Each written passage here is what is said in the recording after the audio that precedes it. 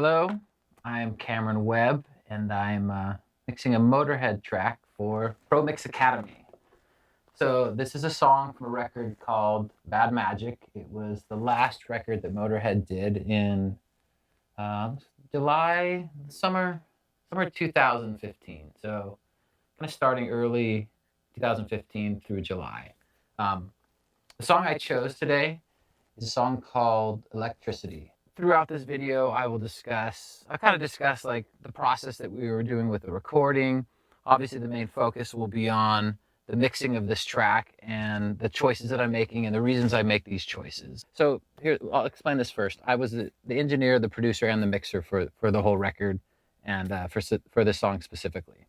I've been working with Motorhead for about 13 years, so I've had an ongoing relationship with them.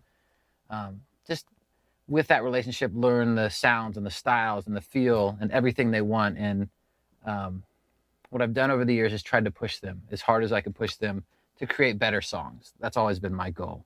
So with this song, the song Electricity, it was kind of one of my favorites on this record because I grew up as a Motorhead fan and I loved the record Orgasmatron. And the Orgasmatron record was an album that when you listen to it now, it's pretty wild sounding with the sounds and the styles. It's not like a straight rock record. It's not organized. It feels like a train wreck's always happening, and that's what's so interesting about it. And this record here, the song we did, I always had in mind like let's let it be weird and free and fun and interesting. Basically, what we're gonna do is we're gonna kind of break this down and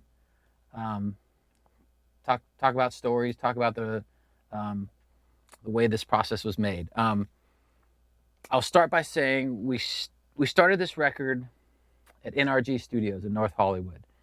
And throughout the process, with Motorhead, we would usually go into rehearsal and we would rehearse songs for a month or two, and then we'd go into the studio. But I decided that I wanted the excitement of a live element from this whole record. So what I did is I took the band, we went into NRG Studios, Studio B, which is one of my favorite studios in the whole world. And we tracked there. And my goal was each day we would show up and we would try to write a song. And if we wrote a song, I would immediately track the drums right there and start the beginning of the tracking. If we spent the whole day and we didn't come up with anything, we would go home and we'd show up the next day and we'd work on another song.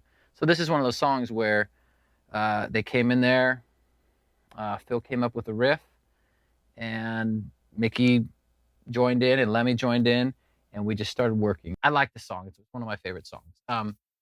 The details about the recording is they have an amazing 80 series Neve at NRG.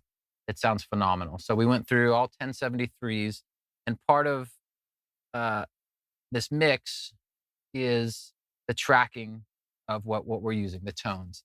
So I'm very adamant about good sounds, good mics, a good style of the way we're recording, a good vision of what we're looking for. So throughout the process, we'll solo everything up and we'll check out and I'll show you different EQs and stuff I'm using. But you have to realize too that the tracking of this, yeah, they were jamming and we were working out the songs. But what I was also doing is I was in there tweaking the knobs, trying to figure out, hey, you know what, we need more bottom end, more high end. Let's put a different mic on here or there. And that my goal was to get great core tones.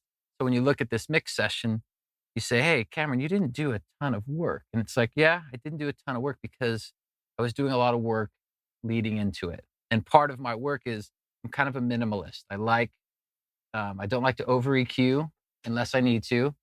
I love compression. Compression is, to me, the smarter way of EQing. Because if you smash something right with the right compressor, it'll feel like it's brighter and it'll also feel like it's more alive as opposed to cranking up the mid-range or cranking up the high end, which when you do that, eventually when you're mixing especially, just everything starts to get really bright. Let's start with the track. So Electricity, this is the song. I would say first, I play a little bit of the song, maybe let me just play a little bit of the song. So. Don't speak of your beliefs, they are yours to keep. Memories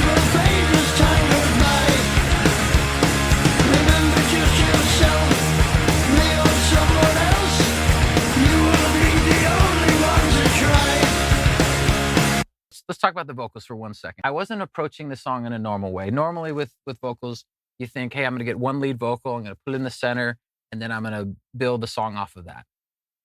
I wanted this one to be a little bit different, a little weird. So, I mean, how weird can you get? But what I did is we chose for him to sing the song twice, and I chose to pan them hard left and right. So when you're listening to this mix, you're not hearing the normal singer in the middle. You're hearing two vocals, one on the left, one on the right. But what you're also hearing is it's two performances. It's not me doubling it or anything. It's just him singing it one way, him singing another way.